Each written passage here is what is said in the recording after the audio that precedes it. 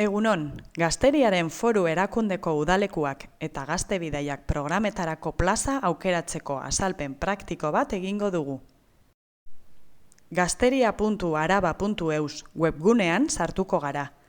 Udarabako bannerrean klikatuko dugu eta plaza erreserba egin nahi dugun programa aukeratuko dugu.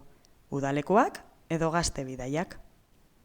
Kontsultatu zure eskaera atalean sartuko gara eta parte hartzailearen jaiotze data eta umearen arduradunaren nana jarriko dugu.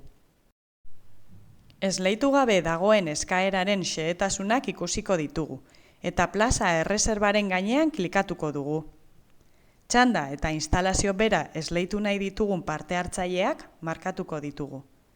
Gogoan izan, esleitzeko dagoen parte hartzaileren bat geratzen bada, berri sartu beharko zarela esleipena egiteko.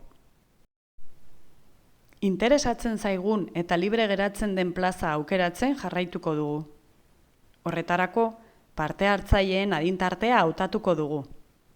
Nahi izanez gero, beste iragazkiak erabili ahal izango ditugu bilaketa selektiboagoa egin ahal izateko.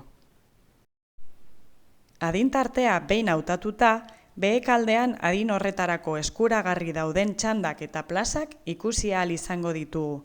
Eta hoien artean aukeratu ahal izango dugu. 5 minutu dituzu erreserba egiteko hurrengo esleipenduna sartu baino lehenago. Denbora horretan ez bada erreserba bukatu, berriz aukeratu beharko duzu. Behin aukera hautatuta, erreserba baieztatzeko informazioa agertuko zaizu.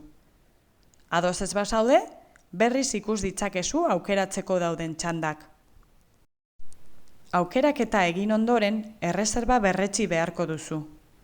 Egiaztatuta, 5 eguneko epea duzu ordainketa egiteko, eta eskatutako dokumentazioa igotzeko.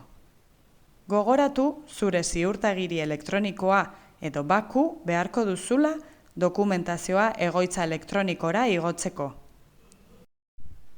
Ordainketaren erlaitzean sartuz gero, burutzeko dituzun aukerak ikusiko dituzu. Eta une honetan gizarte laguntzaren hartzailea zarela adierazi beharko duzu. Hemen ere, jardueraren garapenean parte hartzen duten pertsonen irudiak hartzea, onartu edo ez onartu beharko duzu. Dokumentazioa erantzi sakatzen baduzu, erantzi beharreko dokumentuak ikusi ahal izango dituzu. Egoitza elektronikoan, arlo pertsonalean nire karpetan sartuko gara ziurtagiri elektronikoa edo bakuren bidez.